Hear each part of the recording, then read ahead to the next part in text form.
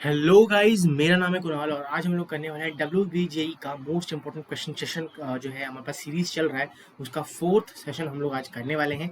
और बाकी तीन ऑलरेडी हो चुके हैं। अगर आपने अभी तक जो है तीनों को नहीं देखा है तो वो जाके आप देख लीजिए। अगर आपने नहीं देखा है तो वहाँ पे हम लोगों ने most important and expected questions को डिस्कस किया है। उसके मतलब सारे PCM में सारे जितने भी क्वेश्चन जो कि बहुत एक्सपेक्टेड हैं, PYQs को भी हम लोगों ने वहाँ पे इंक्लूड किया हुआ है।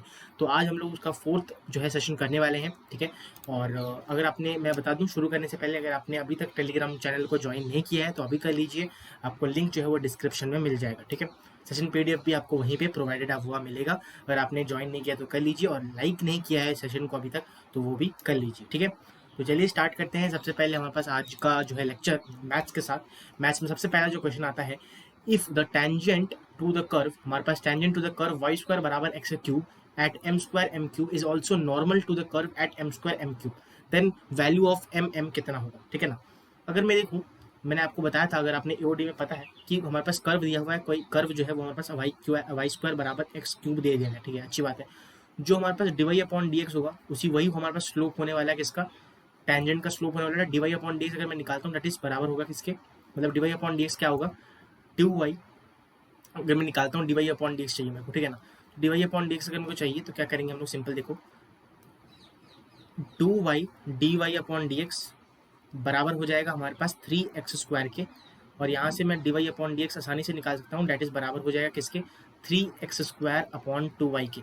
अगर मैं यहाँ पे d y upon d x at m square comma m cube निकालता हूँ तो यहाँ पे आसानी से मेरे को क्या मिल जाएगा, एक रिलेशन मिल जाएगा m में, that is d y upon d x, that is बराबर हो जाएगा 3m⁴, बिकॉज यहाँ पे स्क्वायर m स्क्वायर है तो m⁴ हो जाएगा इधर, अपॉन 2m³, ठीक है। तो ये कट के हमारे पास इधर क्या हो जाएगा, 3m/2 जो है हमारे पास d y upon d x आ जाएगा फॉर टेंजेंट के लिए, ठीक है ना। तो स्लोप ऑफ टेंजेंट जो है वो हमारे पास क्या हो जाएगा, लिख देता हूँ इधर। तो यहाँ पे हमें क्या मिल गया, स्लोप ऑफ टेंजेंट हमें मिल गया है। स्लोप ऑफ टेंजेंट इस बराबर हमारे पास 3m/2, ठीक है। और वो कह रहे हैं कि इल्स also are normal to the curve हमारे पास at m square, capital M square और m³ में, ठीक है। तो ये जो हमारे पास टेंजेंट बना है वो हमारे पास नॉर्मल है कर्व का m स्क्वायर और m³ पे। तो हमारे पास यहाँ पे अगर मैं नॉर्मल का इक्वेशन लिखता हूँ ना, अगर मैं नॉर्मल का इक्वेशन लिखता हूँ तो क्या करना पड़ेगा, सिंपल इसी में ही हम ऊपर क्या करेंगे, जो होता है नॉर्मल का इक्वेशन, नॉर्मल अगर मैं देखूँ वो हमारे पास हो जाएगा minus of d x upon d y के बराबर, एंड डेट इज बराबर हो जाएगा हमारे पास किसके, 2y अपॉन 3x स्क्वायर और माइनस में ऑफकोर्स, ठीक है। और ये किस पॉइंट में है हमारे पास, d x upon this, that is m square comma m³ में, ठीक है। तो यहाँ पे जब हम पुट करेंगे उसकी वैल्यूज तो यहाँ पे हमारे पास 2m³ upon 3m4, capital M है गाइस ये, दैट इज 2m, तो ये तो हट गया इधर, 2/3m के बराबर आ जाएगा। उन्होंने बोला है कि द इफ द टेंजेंट जो है कर्व का वो हमारे पास नॉर्मल है तो दोनों हमारे पास जो स्लोप है वो दोनों के बराबर होना चाहिए। अगर मैं इन दोनों को बराबर कर दूँ, दैट इज 2/3m बराबर कर दूँ मैं 3m/2 के, तो यहाँ से मैं m और m में रिलेशन निकाल सकता हूँ। ये हमारे पास स्मॉल m होगा, ठीक है, अपॉन 2 का। तो यहाँ पे -4 अपॉन अगर मैं 9 ले लेता हूँ तो ये m के बराबर आ जाएगा, ठीक है। और फाइनली हमारे पास आंसर जो है वो आ जाएगा, यही हमारे पास फाइनल आंसर हो जाएगा m का प्रोडक्ट -4/m, ठीक है। बोला उन्होंने, क्या बोला था उन्होंने कि टेंजेंट जो है कर्व का वो हमारे पास बराबर है किसके, नॉर्मल की। इसीलिए मैंने दोनों d y upon d x को, स्लोप ऑफ नॉर्मल और स्लोप ऑफ हमारे पास स्लोप यहाँ पे निकालना है हम लोग, स्लोप ऑफ नॉर्मल बराबर हुए स्लोप ऑफ टेंजेंट के, इसलिए मैंने ये वाला फॉलो करके यहाँ पे m की वैल्यू निकाल ली, ठीक है। तो उम्मीद करता हूँ आपको समझ में आया होगा क्वेश्चन। अगर समझ में आया है वीडियो को, अगर आपने तो लाइक नहीं किया तो कर लीजिए। बढ़ते हैं नेक्स्ट क्वेश्चन की ओर। क्वेश्चन कहता है कि इफ a एंड b जो है आर्बिट्ररी कांस्टेंट है, मतलब a एंड b कांस्टेंट है मान लो, ठीक है। ठीक है, जो गिवन है वो मैं लिख देता हूँ अच्छे से। फिर वो कह रहा है कि positive real number, then least value of 6a plus upon 5b, और यहाँ पे हमारे पास 10b/3a। अगर मैं देखूँ लीस्ट पॉसिबल वैल्यू की बात कर रहा है तो मैं यहाँ पे, हमें पता है कि am greater than equal to होता है gm के। अगर मैं वही कंसेप्ट यहाँ पे यूज करता हूँ, कैसे मेरे को पता चला यहाँ पे वैल्यू, लीस्ट पॉसिबल वैल्यू की बात हो रही है, तो मेरे को चमकना चाहिए, दो हमारे पास एडिशन में है, उसका लीस्ट पॉसिबल वैल्यू पूछ रहा है। तो 6a प्लस 10b, अच्छा ये 6a अपॉन 5b, ठीक है, 5b प्लस 10b/3a, ये है अपॉन 2, क्योंकि दो नंबर से ये कर रहे हैं, ग्रेटर देन इक्वल टू होना चाहिए किसके, 6a/5b multiplied by 10b upon हमारे पास यहाँ पे 3a, रूट का, क्योंकि 1/2 हो जाएगा यहाँ पे, ठीक है। अगर मैं देखूँ ये हमारे पास b कट गया यहाँ से 3 a और a कट गया 3, 6 भी कटा 2 से, और ये हमारे पास यहाँ से कटा 2 से, ठीक है। तो रूट जो 4 हो गया, 4 का रूट जो है 1/2 4 रूट होता है, दैट इज 2 हो गया इधर, और ये मल्टीप्लाई होगा इसके साथ, तो हमारे पास 6a upon 5b plus 10b upon 3a, इसके जो ग्रेटर देन इक्वल टू हमारे पास 4 हो जाएगा। तो यहाँ से हम लोग ये कमेंट कर सकते हैं कि least possible value of this equation, value of this is equal to 4। इससे कम तो हो ही नहीं सकता, ये लीस्ट पॉसिबल वैल्यू है, ठीक है ना। देखा जाए तो मैक्सिमम है, इससे कम ही होगा, इसके ज़्यादा तो हो ही नहीं सकता, ठीक है ना। तो उम्मीद करता हूँ ये वाला भी हमारे पास यहाँ पे सवाल आपको क्लियर होगा। हम लोग क्या यूज़ किया, हम लोगों ने AMGM का यहाँ पे कंसेप्ट यूज़ हुआ है। मेरे को कैसे पता चला कि AMGM लगेगा, बिकॉज यहाँ पे लीस्ट पॉसिबल वैल्यू या फिर आपको एक वैल्यू जो बहुत पॉसिबल वैल्यू के बारे में पूछ रहा है, तो इसलिए मेरे को चमकना चाहिए माइंड में कि AMGM जो है यहाँ पे एक अच्छा कंसेप्ट हो सकता है, ठीक है। चलिए गाइस बढ़ते हैं हमारे पास नेक्स्ट क्वेश्चन की ओर। यहाँ पे जो क्वेश्चन हमारे पास नेक्स्ट आता है वो हमारे पास यहाँ पे अगर मैं आपको बताऊँ, यहाँ पे आता है एक लॉगरिथम का क्वेश्चन आता है, that is if 2 log x plus 1 minus log x square minus 1 is equal to log 2, then x की वैल्यूज यहाँ पे बतानी है। तो यहाँ पे log की प्रॉपर्टीज जो है यहाँ पे यूज होने वाली है। अगर मैं देखूँ यहाँ पे ये दोनों log जो है माइनस में है, तो यहाँ पे डिवाइड में अगर इसे कर देता हूँ तो यहाँ पे कुछ तो रिलेशन हमारे पास आ जाएगा, ठीक है। अगर मैं देखूँ ये इसमें यहाँ पे प्रॉपर्टी यहाँ पे स्क्वायर हो जाएगा, पता ही है हमें, ठीक है। तो मैं इसे कुछ इस तरह से लिख सकता हूँ, log x प्लस 1 का होल स्क्वायर और x स्क्वायर माइनस 1, ठीक है, क्योंकि माइनस में था, बराबर है log 2 के, बराबर है log 2 के, बराबर है log 2 के, ठीक है। उसके बाद अगर मैं यहाँ पे देखता हूँ x प्लस 1 है होल स्क्वायर, और यहाँ पे हमारे पास x प्लस 1 हो जाएगा और x माइनस 1 हो जाएगा, इतना तो आपको पता ही होगा, ठीक है। ये x स्क्वायर माइनस ये है, पता ही है आपको जो फॉर्मूला होता है, बराबर है log 2 के। और अगर मैं log दोनों टाइप से हटा देता हूँ, पहले तो ये एक और ये हट जाएगा, तो x प्लस 1 मैं यहाँ पे डायरेक्टली लिख रहा हूँ, x प्लस 1 जो है upon x minus 1 is equal to हमारे पास 2 के बराबर है। अगर मैं यहाँ पे देखूँ x plus 1 is equal to 2x minus 2, और ये 2x अगर इस तरह आता हूँ 3 हो गया, बराबर हो जाएगा हमारे पास x के, और x की वैल्यू जो है वो 3 आ जाएगी, ठीक है। सिंपल सी बात है, अगर आप देखोगे इधर तो बहुत ही ईजिली आप यहाँ पे कर सकोगे, ठीक है ना। तो उम्मीद करता हूँ आपको जो है यहाँ पे सवाल समझ में आया होगा। अगर नहीं समझ में आया तो एक बार रिवाइंड करके फिर से देखिए, आपको ऑफ कोर्स समझ में आने वाला है, ठीक है ना। तो हम लोगों ने बहुत बेसिक यहाँ पे प्रॉपर्टी यूज़ की है, और ऐसे सवाल जो है WBJ में आ रहे हैं, तो आपको इजी सवाल तो बिल्कुल छोड़ने नहीं है, इसलिए मैंने यहाँ पे रखा था। और अगर मैं लेवल की बात करूँ इस क्वेश्चन का, तो ये बहुत ही ईजी सवाल हमारे पास यहाँ पे होता है, आप इजीली इसे अटैक करके फोड़ सकते थे। यहाँ पे सिंपल लॉगरिथम का यहाँ पे प्रॉपर्टीज यूज हो रहा है, आप अगर लॉगरिथम का एक छोटे छोटे प्रॉपर्टीज आपको याद है तो आप इजीली इसे कर सकोगे, ठीक है। चलिए आगे बढ़ते हैं हमारे पास नेक्स्ट सवाल की ओर। यहाँ पे प्रोबेबिलिटी का एक सवाल आता है, प्रोबेबिलिटी PNC में कहूँ तो देखा जाए तो इन अ 12 storeyed building 3 persons enter a lift cabin, it is known that they will leave the lift at different floors. इतना पता है कि वो 12 स्टोर बिल्डिंग है, ठीक है, अच्छी बात है। अगर 12 स्टोर बिल्डिंग है, यहाँ पे हमारे पास क्या बोलते हैं 3 पर्सन हमारे पास उस लिफ्ट में है, और इतना हमें उन्होंने क्वेश्चन में दे दिया है कि वो तीनों जो है वो अलग अलग जो है फ्लोर्स में उतरेंगे, वो एक जगह कोई भी नहीं उतरेगा। चलो इतनी अच्छी बात है। In how many ways can they do so if the lift does not stop at the second floor. वो सेकेंड फ्लोर में स्टॉप नहीं होता, सेकेंड फ्लोर अगर मैं हटा देता हूँ स्टॉप नहीं होता, ठीक है, स्टॉप नहीं होगा। अगर ये सेकेंड फ्लोर में स्टॉप नहीं होगा तो बचा कौन सा गाइस हमारे पास 12 में से सेकंड वाला हटा दो तो 11 हमारे पास यहाँ पे बच रहा है, ठीक है ना। 11 मतलब 10 फ्लोर्स होते हैं, मतलब देखा जाए तो हमारे पास 12 स्टोरेड बिल्डिंग है, 3 person live the lift any 10 floor में से वो हमारे पास यहाँ पे सेकंड फ्लोर में तो वो उतरेगा नहीं, ठीक है, अच्छी बात है। चलो तो टोटल नंबर ऑफ वेज जो हो जाएंगे हमारे पास 10 फ्लोर यहाँ पे बचेंगे। 10 में से अगर मैं P फैक्टोरियल, क्योंकि अरेंज भी करना है कितना हमारे पास होगा, 3 पर्सन से उतर रहे हैं, तो 10 फैक्टोरियल अपॉन 3 फैक्टोरियल हो जाएगा। तो 10 इंटू ऑफकोर्स यहाँ पे, अच्छा 10 इंटू 1 क्या बोलते हैं n-1 होता है, मैंने 3 फैक्टोरियल लिख दिया, गलती होगी यहाँ पे मेरे से। ये होगा हमारे पास 7 फैक्टोरियल ना, सॉरी मैंने यहाँ पे n-1 होगा, मैंने गलती से 3 फैक्टोरियल लिख दिया। ये हो गया n-1 दैट इज 7 फैक्टोरियल। तो 10 इंटू 8 इंटू हमारे पास 9, ठीक है, गलती मतलब चलो कोई बात नहीं, इसके यहाँ पे 9 होगा मैंने पहले 8 लिख दिया था गलती से, 8 हो गया चलो। और यहाँ पे तो 7 फैक्टोरियल कट गया, तो इधर हमारे पास जब मल्टीप्लाई करेंगे तो 9 इंटू 8 जो होता है वो 72 होता है, एंड 720 वेज जो है यहाँ पे हमारे पास निकल के आ जाएगा। तो उम्मीद करता हूँ आपको समझ में आया होगा कि सेकंड फ्लोर में वो नहीं उतरेगा and lift does not stop at second floor. तो हमारे पास बाकी जो कितने वेज बच गए हैं, 10 फ्लोर्स और बचे हैं यहाँ पे, क्योंकि 12 स्टोरी बिल्डिंग है तो हमारे पास 10 जो है फ्लोर्स और बचे हैं। 10 में से कोई भी 3 में वो उतर सकते हैं, ठीक है। और 10 में से 3 फ्लोर में उतरने का तरीका हमारे पास यहाँ पे 10p3 होता है, आप इजीली इसे निकाल सकते हो, ठीक है। आगे बढ़ते हैं हम अपने नेक्स्ट सवाल की ओर। यहाँ पे हमारे पास आता है लेट अ मैट्रिक्स ए बराबर है किसके, हमारे पास यहाँ पे 3 माइनस टी कुछ इस तरह का है। डिटरमिनेंट ए उन्होंने दे दिया 5 के बराबर, तो हमें टी की वैल्यू बतानी है, ठीक है ना। बहुत ही सिंपल और इजी क्वेश्चन, आपको एनसीईआरटी में भी ऐसे सवाल मिलेंगे। अगर मैं देखो इस तरफ से अगर मैं ओपन करता हूँ, यहाँ पे हमें पता रहना चाहिए कि ये जो होता है हमारे पास पॉजिटिव होता है, ये नेगेटिव होता है, ये पॉजिटिव होता है, ठीक है। अगर मैं यहाँ पे देखूँ 0 0 तो खुलेगा नहीं, ये माइनस से सिर्फ खुलने वाला है। अगर मैं ये देखूँ कुछ इस तरह से और ऐसे हो जाएगा, तो अगर मैं इस तरफ से खोलता हूँ तो -1 आपको क्लियरली दिखे, इधर पहले तो दिखना चाहिए। अगर मैं ऐसे खोलता हूँ -1 तो इधर है ही, ठीक है। -1 से खुलेगा, यहाँ से अगर मैं इसे ओपन कर रहा हूँ डिटरमिनेंट को, तो कुछ इस तरह से हमारे पास यहाँ पे खुलने वाला है, ठीक है। तो -1 3 माइनस टी और ये हो गया हमारे पास पहले तो, ठीक है। उसके बाद 0 खत्म हो गया और ये पूरा हमारे पास 0 तो खत्म हो गया, बराबर है 5 के, क्योंकि उन्होंने दे दिया है। तो यहाँ पे -3 प्लस टी बराबर है 5 के, और ये पूरा माइनस यहाँ पे ऑलरेडी लगा है। तो अगर मैं यहाँ पे देखूँ 3 माइनस टी बराबर है 5 के, और टी की वैल्यू यहाँ पे हमारे पास आंसर आ जाएगा क्या, टी इस तरफ आएगा 5 इस तरफ आएगा, तो -2 के बराबर हमारे पास टी की वैल्यू आ जाएगी। तो उम्मीद करता हूँ बहुत ही सिंपल सवाल है, क्योंकि कुछ बच्चे ऐसे हैं वो हम लोग यहाँ पे क्या करेंगे, यहाँ से खोलना शुरू कर देंगे, बस ये दोनों खोलेंगे तो बहुत यहाँ पे लेंदी पड़ेगा, आपको क्वाड्रेटिक फॉर्म होगा, फिर उसका रूट आपको निकालना पड़ेगा। मैंने क्या किया, यहाँ पे 0 0 है ऑलरेडी, मैंने देखा यहाँ पे 0 0 है, तो मैंने इस तरह से खोलने की ये किया, जिससे आपको शॉर्टकट में यहाँ पे हमारे पास हो जाएगा, ठीक है ना।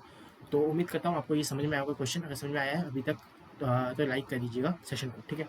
आगे बढ़ते हैं हम अपने नेक्स्ट सवाल की ओर। नेक्स्ट जो सवाल आता है हमारे पास स्क्रीन में, डेट इज इफ कुछ डिटरमिनेंट कुछ इस तरह का है, के ए स्क्वायर बी स्क्वायर और सी स्क्वायर के बराबर है, डिटरमिनेंट इसका, देन के की वैल्यू हमें बता देनी है। अगर मैं यहाँ से ए बी सी कॉलम, मतलब C1 C2, मतलब ये C1 है, ये C2 है और ये C3 है, कॉलम मैंने ले लिया। तो इन C1 C2 C3 से मैं अगर ए बी सी कॉमन निकालता हूँ, यहाँ से ए निकाल लिया, यहाँ से बी, यहाँ से सी, तो मेरे पास क्या आ जाएगा, बाहर ए बी सी आएगा। चलो अच्छी बात है। Taking common, taking A B C common from C1 column 1 column 2 and column 3 we get, लिख देता हूँ जैसे आपको नोट्स में भी समझ में आ जाएगा कैसे उन्होंने क्वेश्चन को किया है। तो जब मैं निकालूंगा तो यहाँ पे ए बी सी बाहर आ जाएगा, और बचेगा क्या, यहाँ पे देखो ए निकाल दिया मैंने, ए बचा इधर, यहाँ से ए निकालेंगे तो यहाँ पे ए प्लस बी बचेगा, और यहाँ से हमारे पास बी। देन अगर मैं यहाँ से बी निकाल रहा हूँ तो सी बचेगा, यहाँ से बी बचेगा और यहाँ पे बी बचेगा, तो यहाँ पे बी प्लस सी बचने वाला है। देन अगर यहाँ से सी निकाल रहा हूँ तो सी, अगर यहाँ से निकाल देता हूँ तो सी प्लस ए बचेगा इधर, और यहाँ से ए और यहाँ से सी बचने वाला है, ठीक है। कुछ इस तरह का हमारे पास आ गया। ये बराबर है किसके, हमारे पास के ए स्क्वायर बी स्क्वायर और सी स्क्वायर के बराबर हमारे पास आ जाएगा, ठीक है। थोड़ा सा इसे छोटा कर देता हूँ जिससे आपको क्लियरली दिखे यहाँ पे। तो ये हमारे पास अभी तो पहला स्टेप हमने कर दिया, ठीक है। ये थोड़ा ये क्या आ गया इधर, अरे यार चलो ठीक है, मुझे दिखा देता हूँ आपको C1 C2 एंड C3, ठीक है। ये था हमारे पास वी गेट दिस, चलो अच्छी बात है। जब हमारे पास ये हो गया, अब ABC बाहर आ गया, अब हम लोग क्या करेंगे इधर, अगर मैं ये अप्लाई करता हूँ, अप्लाई रो 1, जो हमारे पास रो 1 है उसमें मैं क्या करूँगा, रो 1 में रो 2 और रो 3 को मैं ऐड कर दूंगा, ठीक है। तो ऐड करेंगे तो क्या मिल जाएगा, ABC तो बाहर ही है गाइस, ठीक है। और यहाँ पे जब मैं ऐड करूँगा तो A2A plus B 2A plus 2B मिल जाएगा। यहाँ पे देखो 2A प्लस 2B ऊपर आ गया, देन यहाँ पे 2B प्लस 2C आ गया, और यहाँ से 2C और 2A आ गया, 2C प्लस 2A आ गया, और यहाँ पे क्या आ गया, A प्लस बी, बी ए, और यहाँ पे बी, बी प्लस सी, और यहाँ पे सी, ठीक है। तो कुछ इस तरह का आ गया। अगर मैं 2 यहाँ पे रो 1 से अगर मैं 2 कॉमन निकाल देता हूँ तो भी आप कर भी सकते हो, ठीक है ना। तो 2BC यहाँ पे हम लोग कॉमन निकाल सकते हैं, तो मैं नेक्स्ट पेज में वो भी आपको करके दिखा देता हूँ, ठीक है। तो 2 आपको यहाँ पे कॉमन निकाल देना है, 2। तो नेक्स्ट पेज में आपको वो भी दिखा देता हूँ कैसे हमारे पास आएगा। चलो 2 निकालेंगे इधर कॉमन, हमारे पास 2 ABC आएगा इधर सिंपल, और यहाँ पे हमारे पास क्या हो जाएगा, A प्लस बी आ जाएगा इधर, B प्लस सी आ जाएगा इधर, एंड C प्लस ए आ जाएगा। और इधर ऑलरेडी हमारे पास A प्लस बी है एक, और एक B है, और एक हमारे पास A हो जाएगा, इधर B है, B प्लस सी है, और एक हमारे पास यहाँ पे C हो जाएगा, ठीक है। ये हमारे पास डिटरमिनेंट आ गया जो बराबर है हमारे पास के, जो भी के स्क्वायर बी स्क्वायर सी स्क्वायर की, ठीक है, अच्छी बात है। अब अगर मैं यहाँ से क्या करूँ, मेरे को क्या दिख रहा है, अगर मैं यहाँ से यहाँ माइनस कर देता हूँ तो कुछ तो फायदा हो सकता है, ठीक है ना। रो 1 में मैं क्या करूँगा, अप्लाई रो 1 में रो 1 में माइनस कर दूंगा रो 2 को, ठीक है। तो क्या मिल जाएगा 2a+2ab तो बाहर ही है, और रो 1 को मैं माइनस करूँगा तो यहाँ पे 0 हो गया, यहाँ पे करूँगा तो c बचेगा, यहाँ से करूँगा तो हमारे पास c बचने वाला है, ठीक है। साथ में हमारे पास a+b है, b है, और यहाँ पे हमारे पास a, b, b+c और ac, ठीक है। अच्छी बात है, इतना हो गया। अब मैं क्या करूँगा सी, गाइस देखो ये अगर मैं माइनस करता हूँ तो b वाला टर्म भी हट जाएगा, तो मैं क्या करूँगा c1 से c2 से c2 से अगर मैं c2 माइनस c3 कर दूँ तो मेरे को क्या फायदा होने वाला है, 2b तो हट गया, मतलब 2b है इधर, जीरो, ठीक है, और c minus see that is zero हो गया, c बचा इधर, then A B minus a+b और b माइनस a हो गया इधर, और a ऑलरेडी इधर है, देन c इधर हट जाएगा तो b बचेगा, इधर भी b बचेगा, और इधर भी हमारे पास c बचने वाला है, ठीक है। अच्छी बात है सर, समझ में आ गया। अब मैं क्या करूँगा, इधर से जो मेरे को दिख रहा है b, मतलब अगर मैं c यहाँ से कॉमन निकाल लेता हूँ, कैसे निकालेंगे, सबसे पहले तो आपको c कॉमन निकाल लेना होता है। उन्होंने एक चीज़ यहाँ पे गड़बड़ी कर दी कि उन्होंने c जो है यहाँ से कॉमन नहीं निकाला, तब जाकर उन्होंने यहाँ पे कर दिया है जो है गड़बड़ी, ठीक है ना। अब जब यहाँ से यहाँ जाओगे, मैं c को यहाँ से कॉमन निकाल दूंगा तो मेरे को यहाँ पे ईजी हो जाएगा सॉल्व करने के लिए। अब c निकालोगे यहाँ पे c स्क्वायर वाला टर्म यहाँ पे ऐड हो जाएगा, ठीक है, c स्क्वायर वाला टर्म आप जब ऐड करोगे तो यहाँ पे हो जाएगा, ठीक है। उसके बाद अगर मैं देखूँ जो हमारे पास आ रहा है 2ab² दैट इज बराबर हो जाएगा 0, 0, 1 के, क्योंकि c मैंने कॉमन निकाल लिया, a+b, b माइनस a और यहाँ पे a, और b c के बराबर हमारे पास आएगा। जब अब इसको हम लोग डिटरमिनेंट को ओपन करेंगे, नेक्स्ट पेज में आपको करके भी दिखा देता हूँ ओपन, ठीक है। तो जब हम लोग ओपन करेंगे क्या था हमारे पास डिटरमिनेंट, दैट इज 2ab का square and 0, 0, 1 a+b, b minus a, b c। इसको जब हम लोग ओपन करेंगे 2abc का स्क्वायर, और यहाँ पे सिर्फ ये वाला ओपन करना है 1 वाला, ठीक है, c स्क्वायर 1 वाला ओपन करेंगे तो a+b multiplied by b minus b minus a, ठीक है, कुछ इस तरह का होगा। जब हम लोग क्वाड्रेटिक एक बनने वाला है तो 2abc स्क्वायर और यहाँ पे ab plus b square minus b square, quadratic हट गया, a प्लस बी और प्लस बी, 2ab मिला इधर, तो 2abc स्क्वायर बराबर हुआ हमारे पास 2ab के, और जब मल्टीप्लाई करेंगे तो 4a square b square c square के बराबर आ जाएगा, और ये हमारे पास k a square b square c square के बराबर है। और क्लियरली देख सकते हो इधर से हमारे पास जो k की वैल्यू आई है वो क्या आ गई, k की वैल्यू जो है वो 4 आ गई है, ठीक है। तो उम्मीद करता हूँ आपको समझ में आ गया। यहाँ पे जो है डिटरमिनेंट की प्रॉपर्टीज है लेंदी है, आप इसे जब कर रहे हो आपको लास्ट में इस क्वेश्चन को रखना चाहिए, जब आप जो है आपका पूरा पेपर जो है बस हो गया हो लगभग, तो तब आप इस क्वेश्चन को जो है अटेम्प्ट कर सकते हो, ठीक है ना, क्योंकि ये लेंदी क्वेश्चन है, ठीक है। तो आप इसको, क्योंकि यहाँ पे डिटरमिनेंट की सारी प्रॉपर्टीज जो है यहाँ पे लगी है, प्रॉपर्टीज मतलब जो हमारे पास रो एंड कॉलम को इंटरचेंज करने वाले, तो यहाँ पे आप लास्ट के लिए रख सकते हो। अगर आपको प्रैक्टिस अच्छा है तो आप इसे पहले भी कर सकते हो। चलिए आगे बढ़ते हैं नेक्स्ट क्वेश्चन की तरफ। यहाँ पे हमारे पास लिमिट का एक सवाल आता है, ठीक है। और यहाँ पे लिमिट में सबसे पहले तो अगर मैं देखूँ 0 यहाँ पे अगर मैं पुट करता हूँ गाइस, तो यहाँ पे 0 हो गया, ये भी 0 हो गया, तो 1 आया यहाँ पे ब्रैकेट में, और ये हो गया हमारे पास 1/0 दैट इज इन्फिनिटी। तो यहाँ पे क्या बन रहा है, क्लियरली 1/इन्फिनिट वाला टर्म बन रहा है, और यहाँ पे भी सेम वही 1/इन्फिनिट वाला टर्म बन रहा है, बट इन्होंने वैल्यू दे दिया है 1/ इसका, हमें बताना है इसकी वैल्यू बतानी है, ठीक है। चलो अच्छी बात है, कैसे बताएंगे, सबसे पहले 1/इन्फिनिट अगर टर्म हमारे पास दिख रहा है तो हमारे पास क्या होता है, e⁻ limit x tends to 0 gx, मतलब जो हमारे पास ऊपर होता है 1/x, और यहाँ पे ये वाला -1 कर देंगे fx दैट इज 1 - cx -1 हम लोग यहाँ पे कर सकते हैं। और अगर मैं यहाँ पे देखूँ इसे थोड़ा सा सॉल्व करेंगे, that is e limit x tends to 0 1/x, ये जब इसमें मल्टीप्लाई मतलब एलसीएम लेंगे जब हमारे पास 1/cx -1 प्लस cx हो जाएगा, और अपॉन में हमारे पास 1 - cx हो जाएगा, ठीक है, अच्छी बात है। अब और जब हम लोग यहाँ पे देखेंगे e⁻ limit x tends to 0 1/x, यहाँ पे 2cx हो जाएगा अपॉन 1 - cx। जब हम लोग इस एक्स स्क्वायर को मल्टीप्लाई करेंगे इसमें तो that will be 2cx x हाँ, तो 2cx² अपॉन हमारे पास यहाँ पे 1 - cx² के, अच्छा x - cx² के बराबर आएगा, और इसका जो हमारे पास यहाँ पे लिमिट है ऑलरेडी, ठीक है। तो यहाँ पे अगर मैं देखूँ e⁻ limit x tends to 0, ठीक है, 2cx² अपॉन x - cx² बराबर है हमारे पास 4 के, पूरा लिमिट अगर मैं लूँगा तो। और अगर मैं बोथ साइड यहाँ पे लॉग ले लेता हूँ तो यहाँ पे दोनों कट जाएगा, यहाँ पे सिंपल क्या आ जाएगा 2cx² अपॉन x - cx² बराबर है लिमिट, ऑफ कोर्स लगा हुआ है इधर, लिमिट x टेंड्स टू 0 बराबर है हमारे पास यहाँ पे 4 की। अगर मैं यहाँ पे लिमिट की प्रॉपर्टी लगाता हूँ, अब मैं एल हॉस्पिटल रूल लगाऊंगा तो 4cx अपॉन में 1 माइनस 2cx, ठीक है। और अब अगर मैं फिर से एक बार जो है यहाँ पे करने वाला हूँ, डेट इज़ 4c, और ये तो हट गया, माइनस हमारे पास क्या हो जाएगा 2c, ठीक है। डेट इज़ हमारे पास क्या हो गया, अच्छा यहाँ पे c की वैल्यू भी तो चाहिए, हाँ सॉरी यहाँ पे एक बार हम लोग डिफरेंशिएट करेंगे तो 2c आ गया, और यहाँ पे जब हम लोग डिफरेंशिएट करेंगे इधर, डेट इज cx के बराबर आ जाएगा, ठीक है। 2cx के बराबर आएगा, और यहाँ पे हमारे पास 1 के बराबर आएगा, तो यहाँ पे सिंपल क्या आ जाएगा 4cx, मतलब जब जीरो की वैल्यू हम लोग पुट कर देंगे इधर, तो 4c हमारे पास किसके बराबर आ जाएगा, इधर 4c बराबर आ जाएगा 4 के, और यहाँ से c की वैल्यू हमारे पास ऑलरेडी आ जाएगी जो भी हमारे पास चाहिए था, ठीक है ना। या फिर ऐसे कन्फ्यूजन होगा आपको, ठीक है। मैं आपको क्या करता हूँ यहाँ पे इसे डिलीट कर देता हूँ, फिर से समझाता हूँ आपको, ठीक है।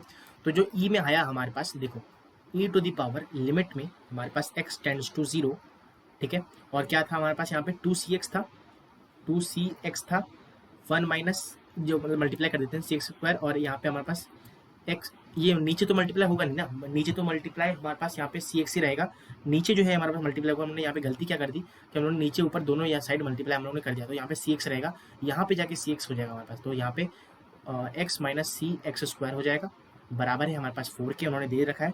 अगर मैं यहाँ पे देखता हूँ ई टू दी पावर 2c, क्योंकि यहाँ पे लिमिट हम लोग पहले तो यहाँ पे क्या लगाएंगे, एल हॉस्पिटल रूल लगाएंगे, ठीक है। तो क्या हो जाएगा, limit e to the power x tends to 0, 2c upon 1 minus c 2cx, जब 0 पुट करेंगे आप तो 0 पुट सकते हैं, क्योंकि 0/0 फॉर्म हमारे पास हट चुका है, तो 0/0 फॉर्म जब हट चुका है हम लोग यहाँ पे 0 पुट कर देंगे, तो 2c अपॉन यहाँ पे 1 e to the power of course, तो यहाँ पे 1 तो लिखने की जरूरत नहीं है, ई टू द पावर दिस बराबर हो जाएगा हमारे पास 4 के, और यहाँ पे क्लियरली मैं बोल सकता हूँ कि ई टू द पावर जो है 2c बराबर है 4 के, इतना मैं आपको रिजल्ट आपको ध्यान रखना है। अब निकालना क्या है वो मैं बताता हूँ आपको, निकालना है हमारे पास यहाँ पे लिमिट x टेंड्स टू 0, और वो क्या है हमारे पास 1 plus 2cx upon 1 minus 2cx 1 upon x, 1 upon x, या ना देखते हैं 1 अपॉन एक्स, चलो 1 अपॉन एक्स, ठीक है। इसकी वैल्यू हमें बतानी है। अब देखो गाइस हमारे पास वही सेम हम लोग करेंगे, जो 1 अपॉन इन्फिनिट वाला टर्म बन रहा है, ठीक है, sorry 1 to the power infinite वाला हमारे पास फॉर्म बन रहा है, जब बन रहा है तो ई टू द पावर हमारे पास वही सेम जब हम लोग करने वाले हैं तो 1 अपॉन एक्स हो जाएगा। अच्छा लिमिट है already, limit x tends to हमारे पास यहाँ पे 0 होगा, और यहाँ पे जब हम लोग यहाँ पे लिखेंगे तो 2cx वाला टर्म 4cx हो जाएगा, और यहाँ पे 1 माइनस 2cx आ जाएगा, और 1 अपॉन एक्स तो है ही, ठीक है। जब हम लोग करेंगे e to the power limit x tends to 0, ठीक है, और यहाँ पे 4cx है, यहाँ पे क्या हो जाएगा x minus 2cx square.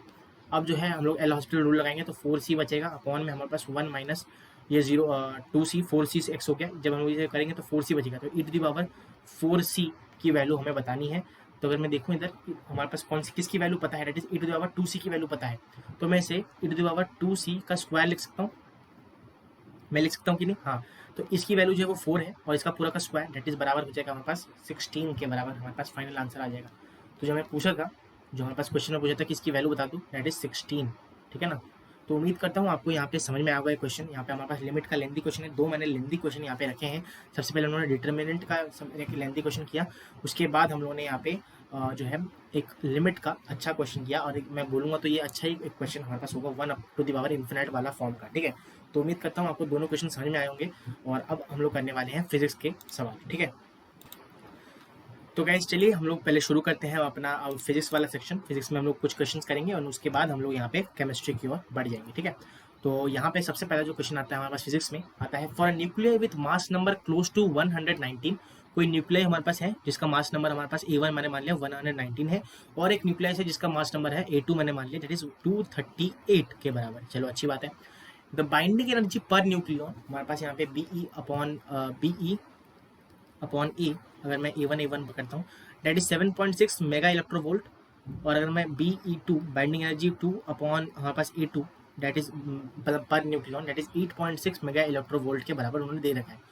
If a nucleus of mass number 238, जो हमारे पास मास नंबर है जिसका मास नंबर 238 है जो न्यूक्लियस, उस वो ब्रेक हो जाता है 2 न्यूक्लियर में, जो मतलब फिजन प्रोसेस जो है वो प्रोसेस जो है क्या करता है, परफॉर्म करता है 2 न्यूक्लियाई में जो हमारे पास था। जैसे बताता हूँ आपको, मान लो ये हमारे पास कोई न्यूक्लियाई है, ठीक है, इसका 238 हमारे पास यहाँ पे है, वो टूट जाता है हमारे पास यहाँ पे 2 डॉटर न्यूक्लियाइज में कुछ इस तरह से, और इक्वल मासेस का, और अगर मैं 238 को डिवाइड करता हूँ तो डेट इज 119, और 119 के बराबर ही हमारे पास यहाँ पे हो जाएगा, ठीक है ना। तो फिजन ऑफ न्यूक्लियस जो है वो हमारे पास कुछ इस तरह का होगा। वो पूछ रहा है कि what will the approximate amount of energy released in the process of fission. चलो अच्छी बात है। अगर मैं बात करूँ सबसे पहले एनर्जी जो हमारे पास एनर्जी 1 देता हूँ, जो हमारे पास पहले न्यूक्लियस से हुआ था, total energy of nuclear before fission.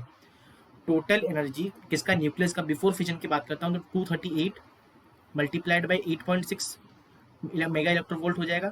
और आफ्टर फिजन की अगर मैं बात करता हूँ दैट इज बराबर हो जाएगा E2 238, और ये गाइस जो हमारे पास यहाँ पे ए होगा दैट इज 119, तो इसका जो हमारे पास 7.6 हो जाएगा, 7.6 मेगा इलेक्ट्रोवोल्ट, देख सकते हो दिया हुआ है उन्होंने, ठीक है। तो E1 और E2 आ गया हमारे पास। उन्होंने बोला था कि एनर्जी रिलीज कितना हुआ है, that is E2 minus E1। जब हम लोग करेंगे इधर तो इससे इसको माइनस करेंगे तो E1 माइनस E2 जो है एनर्जी कह सकते हो आप रिलीज्ड इज इक्वल टू हमारे पास E1 माइनस E2, ठीक है।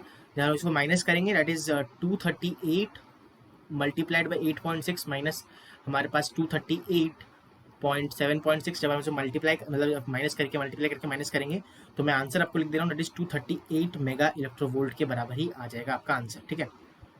मतलब इसके बराबर हमारे पास, सॉरी जो हमारे पास आएगा ये दो कैसे हो सकते हैं, हाँ सॉरी, जो हमारे पास इसको माइनस करके आएगा दैट इज 214 मेगा इलेक्ट्रोवोल्ट के बराबर हमारे पास जो एनर्जी रिलीज हुआ है वो 214 मेगा इलेक्ट्रोवोल्ट के बराबर आएगा। कैसे हम लोगों ने किया, यहाँ पे 118 जो है वो मास नंबर का जो हमारे पास बाइंडिंग एनर्जी पर न्यूक्लियन है वो 7.6 दे रखा है, इसलिए उन्होंने यहाँ पे इसको यूज किया है, ठीक है। तो उम्मीद करता हूँ आपको ये भी समझ में आया होगा, ये कंसेप्ट आपको समझ में आया होगा, ठीक है। बढ़ते हैं नेक्स्ट क्वेश्चन की ओर। यहाँ पे हमारे पास फाइटर प्लेन, नेक्स्ट क्वेश्चन जो है हमारे पास fighter plane flying horizontally with speed of हमारे पास 360 किलोमीटर पर आवर, ठीक है। कोई फाइटर प्लेन है मेरे पास, मैं एक बार बनाने की कोशिश करता हूँ यहाँ पे, ठीक है। कोई फाइटर प्लेन है हमारे पास, ठीक है ना, मैंने थोड़ा सा रफ आइडिया दिया है, और वो ट्रैवल हॉरिजॉन्टल ट्रैवल कर रहा है with speed of 360 kilometre per hour, ठीक है, अच्छी बात है। With an altitude of 500 metres, 500 metre का हमारे पास यहाँ पे हाइट दे रखा है इन्होंने, अच्छा मीटर है तो लिख देता हूँ क्योंकि बाद में जिससे कन्फ्यूजन ना हो, ठीक है। Drops a bomb to a target at straight ahead of it in the ground, इस तरह से ड्रॉप करता है हमारे पास बॉम्ब को, ठीक है। बॉम्ब को उसने ड्रॉप कर दिया, बॉम्ब, ठीक है। जब ड्रॉप किया उन्होंने, बॉम्ब ड्रॉप कर दिया है ग्राउंड में, the bomb should drop at the what approximate distance ahead of the target, मतलब वो पूछ रहा है कि the bomb should drop at a what approximate distance बता दो जहाँ पे जो है बॉम्ब गिरा होगा। Assume that acceleration due to gravity जो है वो G10 मीटर पर सेकंड पर है, और एयर ड्रैग को हम लोग यहाँ पे नेगलेक्ट कर सकते हैं। अगर मैं देखूँ एक चीज़ आपको यहाँ पे ध्यान देनी है, यहाँ पे किलोमीटर में सबसे पहले तो वेलोसिटी को यहाँ पे जो है वेलोसिटी ऑफ या फिर स्पीड ऑफ जो है हमारे पास यहाँ पे फाइटर प्लेन, उसको मैं यहाँ पे मीटर पर सेकंड में कन्वर्ट कर दूंगा। तो इसको कैसे करते हैं, 360 इंटू 5/18 मीटर पर सेकंड, 5/18 मीटर पर सेकंड होता है, डेट इज बराबर हो जाएगा हमारे पास कितना, अप्रोक्सीमेट 100 मीटर पर सेकंड के स्क्वायर सेकंड के बराबर हो जाएगा जो स्पीड है। एच की वैल्यू उन्होंने दे रखी है 500 मीटर, जो मैंने अभी लिख के रखा है। वो कह रहे हैं कि कितना अप्रोक्सीमेट जो है हमारे पास यहाँ पे बता दो कितना टाइम हमें लगने वाला है, मतलब कितना डिस्टेंस वो ट्रैवल करेगा वो हमें यहाँ पे बताना है। अगर हमें पता है कि सॉरी जो एच होता है that is UT plus GT square के बराबर होता है, ये आपको पता है, half GT square, that is law हमारे पास यहाँ पे इक्वेशन, ठीक है। जो इक्वेशन ऑफ मोशन होती है उसमें हमारे पास ये होता है, ठीक है, आपको पता होना चाहिए ये। उसके बाद अगर मैं एच की वैल्यू यहाँ पे 500 है वो मैं रख दूंगा इधर, बराबर हो जाएगा UT, दैट इज हमारे पास UT जो है यहाँ पे इनिशियल स्पीड जो है वो 0 है, और माइनस सॉरी प्लस हमारे पास हाफ, एक सेकेंड, हमारे पास यहाँ पे हो जाएगा हाफ G जो है वो उन्होंने दे के 10, और T स्क्वायर हमारे पास यहाँ पे निकालना है।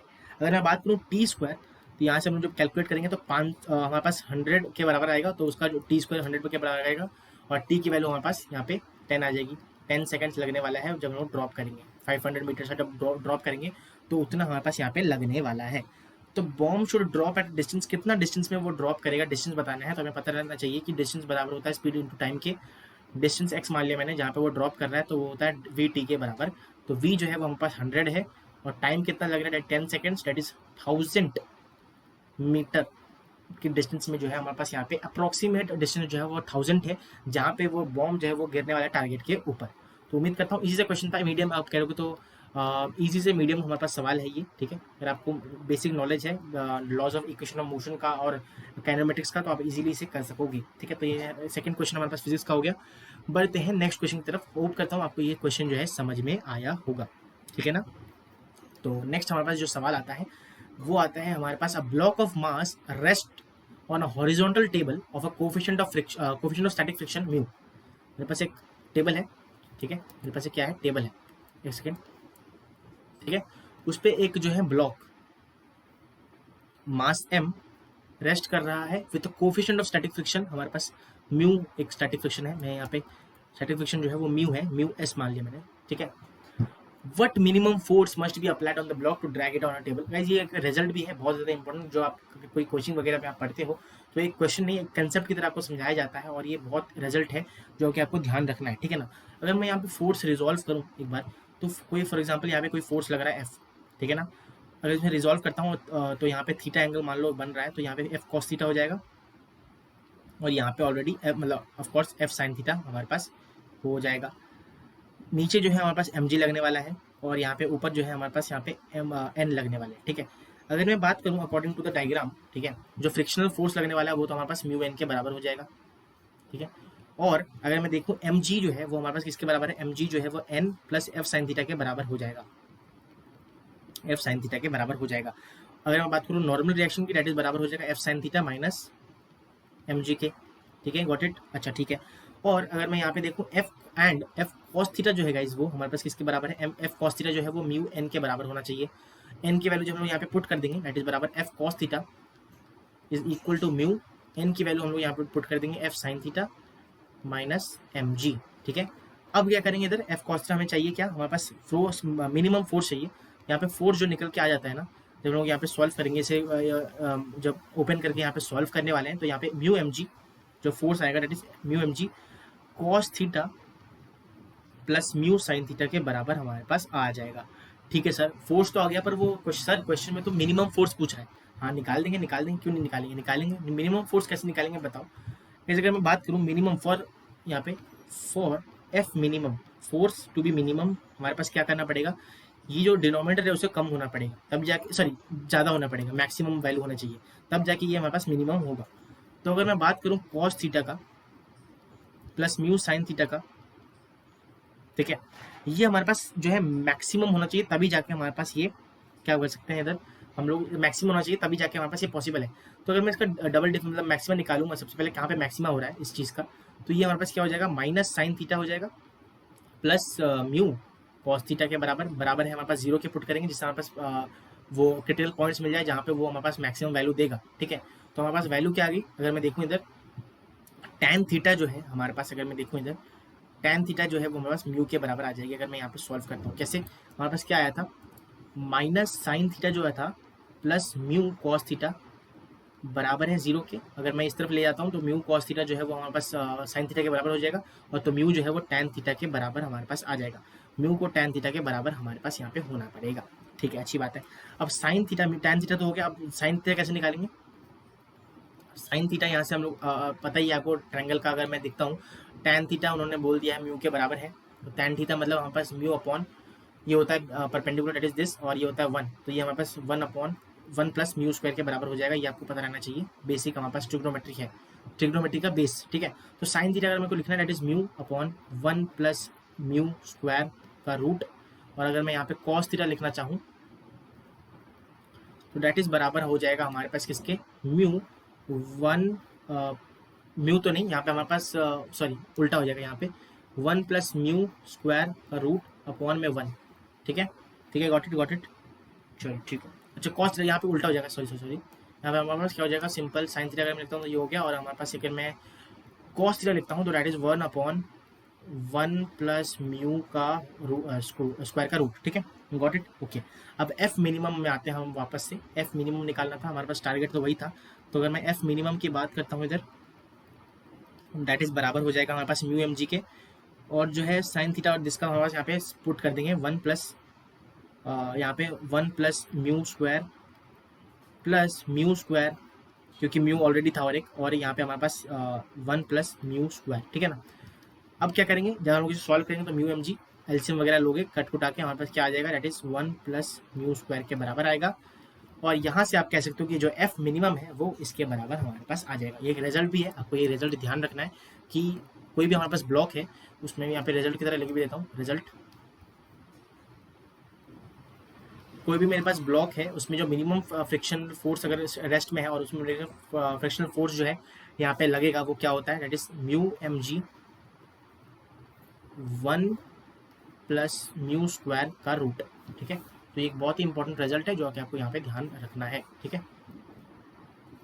ये हो गया, मैंने रिजल्ट डाल दिया। चलिए, तो गाइस इसी के साथ हमारे पास फिजिक्स वाला सेक्शन भी यहाँ पे समाप्त होता है। अब हम लोग शुरू करने वाले हैं या करने वाले हैं केमिस्ट्री के यहाँ पे सवाल। ठीक है ना, तो चलिए केमिस्ट्री के सवाल। तो गाइस केमिस्ट्री में सबसे पहला जो सवाल आता है हमारे पास स्क्रीन में, that is maximum number of electrons in an atom in which last electron has been filled. Quantum numbers n बराबर 3 है, l बराबर 2 है और m बराबर -1 में मैक्सिमम नंबर ऑफ हमारे पास कितना पुट कर सकते हैं।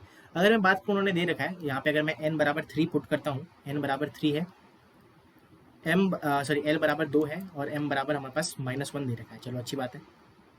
अगर मैं देखूँ तो सबशेल जो है हमारे पास 3 है और यहाँ पे d सबशेल होना चाहिए, तब भी जाके हमारे पास ये पॉसिबल होगा। सिंस 5 इलेक्ट्रॉन्स हमारे पास यहाँ पे d ऑर्बिटल में हम लोग 5 इलेक्ट्रॉन यहाँ पे फिल कर सकते हैं। और अगर -1 है तो हमारे पास यहाँ पे पुट करेंगे, क्या होता है ना, जैसे बोला क्या है कि जो मैग्नेटिक हमारे पास क्वांटम नंबर है m वो -1 के बराबर है। कैन बी असाइंड, हम लोग उसे असाइन कर सकते हैं किसमें, वन ऑफ दी, मतलब कह सकते हैं कि हम लोग यहाँ पे 3D ऑर्बिटल में हम लोग यहाँ पे पुट कर सकते हैं। तो एक्सपेक्टेड मैक्सिमम इलेक्ट्रॉन जो है एक एटम में हम लोग पुट कर सकते हैं 3D ऑर्बिटल में, वो हमारे पास हो जाएगा 3 इंटू 10 इलेक्ट्रॉन्स एक डी ऑर्बिटल में होते हैं, दैट इज 10, 30 इलेक्ट्रॉन्स हम लोग यहाँ पे फिल कर सकते हैं। यही आपका आंसर हो जाएगा। उम्मीद करता हूँ आपको समझ में आया होगा। Fill can be fill 30 electrons can be filled. ठीक है ना। नेक्स्ट सवाल हम लोग देखते हैं इधर क्या है हमारे पास। नेक्स्ट सवाल जो है, the radius of first Bohr orbit of a hydrogen atom is 0.53 into 10⁻⁸ centimetre. The velocity of the electron in the first Bohr orbit कितना होगा। बात करूं अगर फर्स्ट और बोर ऑर्बिट है, दैट इज n की वैल्यू हमारे पास उन्होंने डायरेक्टली दे दी है, n की वैल्यू हमारे पास 1 है। हमें पता होना चाहिए कि जो MVR होता है ना वो हमारे पास NH/2 के बराबर होता है। भाई बोर का जो हमारे पास उन्होंने दिया था 2 थ्योरम, उसमें हमारे पास ये एक जो है एंगुलर मोमेंटम का थ्योरम, उसी से हमें पता चला कि MVR बराबर होता है NH/2 के। तो V जो है वो हमारे पास किसके बराबर हो जाएगा, NH/2 MR के बराबर हो जाएगा।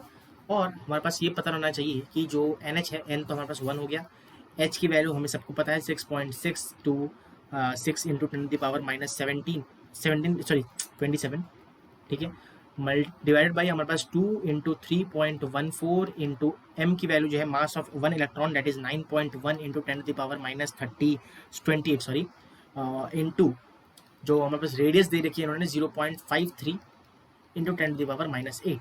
सॉल्व करो, सॉल्व करके हमारे पास आंसर आ जाएगा। वेलोसिटी उन्होंने पूछी थी, दैट इज बराबर हो जाएगा 2.188 इंटू 10⁻8 मीटर सॉरी सेंटीमीटर पर सेकेंड। वेलोसिटी आ गई, आपका सवाल भी यहाँ पे हो गया। ठीक है ना। तो अब हमारे पास आता है नेक्स्ट सवाल, that is difference between orbital angular momentum of an electron in 4f orbital and another electron in 4s orbital.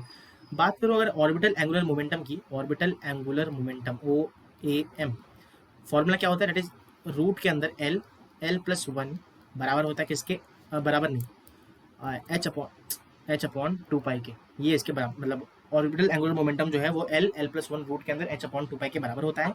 For 4f orbital की अगर मैं बात करूँ इधर, तो जो हमारे पास l की वैल्यू होती है, सबको पता रहना चाहिए कि l की वैल्यू हमारे पास 3 होती है, बिकॉज 4f हमारे पास है। ठीक है ना। तो यहाँ पे जब हम पुट करेंगे तो 3 और 3 प्लस 1 4, तो 3 4 12, तो रूट के अंदर 12 h/2 ठीक है। ये हमारे पास हो गया कितना, orbital for example orbital angular momentum for 4f orbital. ठीक है, 4f ऑर्बिटल के लिए हमारे पास ये आ गया। ठीक है, अब हम लोग क्या लिखेंगे 4s ऑर्बिटल के लिए, 4s ऑर्बिटल के लिए जो होता है ना, l की वैल्यू जो है वो 0 होती है।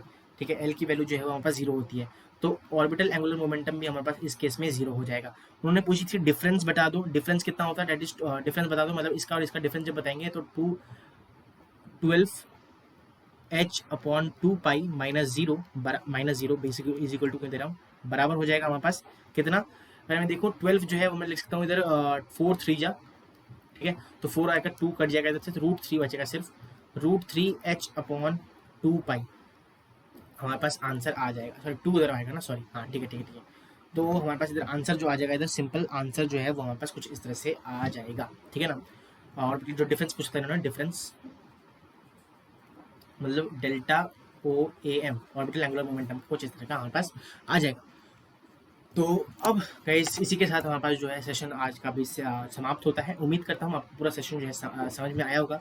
अगर समझ में आया है, आपको क्वेश्चन से कुछ सीखने को मिला है, तो वीडियो को प्लीज़ लाइक कर दीजिए, अपने दोस्तों के साथ इस सेशन को शेयर कीजिए और सब्सक्राइब करें चैनल को। और सेशन पीडीएफ के लिए आप टेलीग्राम चैनल को ज्वाइन कर लीजिए अगर आपने अभी तक नहीं किया है तो। और बस यही था गाइस आज का वीडियो। मिलते हैं नेक्स्ट वीडियो में, ठीक है? और तब तक के लिए thank you so much, bye bye.